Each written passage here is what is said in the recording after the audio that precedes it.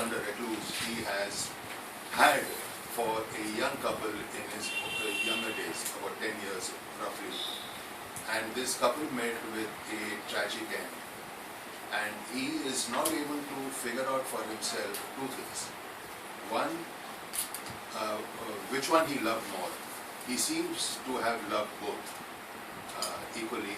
And second, more important, what led to that tragedy? Because they fell off a cliff in Pagdandi Books. And it was never established what it was, but there were suspicions.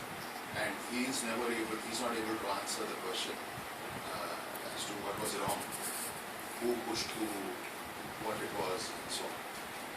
And these two have haunted him all through his period. He's a corporate executive, and he spends his time in solitude. But finally, he also seeks chance encounters.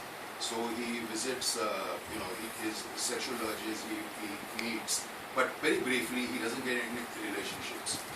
One day, in a place called Wayside Inn, I don't know if any of you are familiar with this place called Wayside Inn. It's no more. It's in Bombay, in South Bombay, opposite the Jahangir Art Gallery, near the Elphinstone College. It's next to Rhythm House, yes.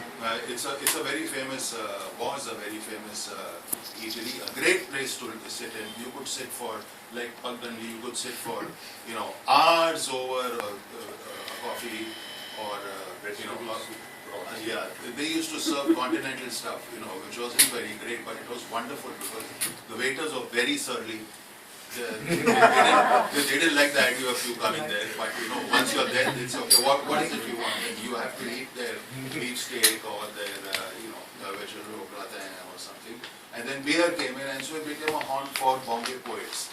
For instance, on any given day in the 90s, you could see Arun Kolatkar, Kedar, and some of these other fellows sitting there. Anand Patwardhan, the documentary filmmaker, he would be sitting with his friends. The rumor has it that actually Babasaheb Ambedkar wrote the draft of the constitution in this Wayside Inn. Wow. It's that famous. It was. R.K. Lakshman used to come and draw there his cartoon for the common man for the Times of India. So it's a great place to hang out and so one day this guy just walks in and by accident, it's a Saturday afternoon and he finds that the whole place is crowded. Now, if you know that area, it's now there's the Wayside, the West Side, and there are a lot of shopping things. It's a lot of boutique places and so on. There's the Jahangir Art Gallery, the Savoy. So Saturday afternoon is a great place to hang around there, in that Rampart Row area. So the Wayside Inn would typically be absolutely crowded.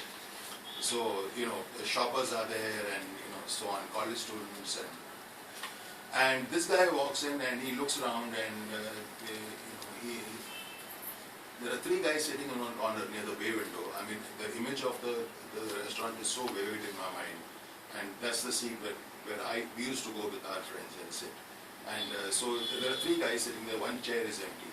So this guy beckons, somebody beckons him. So one of those chaps. So he goes there and they offer him the seat. Now starts his destiny, because these three strangers are the following. One is a banker called Ranjan Kapoor. Ranjan Kapoor is very fat, very obese, and he is a banker with a bank which I never named. But he is a chap who has two things. He's very urbane, very sophisticated, full of polish, but he is inside, he is with seething passions and humongous sexual urges and appetites. And he is commercial, he's very greedy. He wants money. And he's a rationalist. He has a daughter, and he has a wife, and he has a daughter, he stays in Bangalore. Now, it is important to know these things because this is the character I am painting of this banker with his contradictory kind of attributes. The second guy sitting there is a professor type of fellow.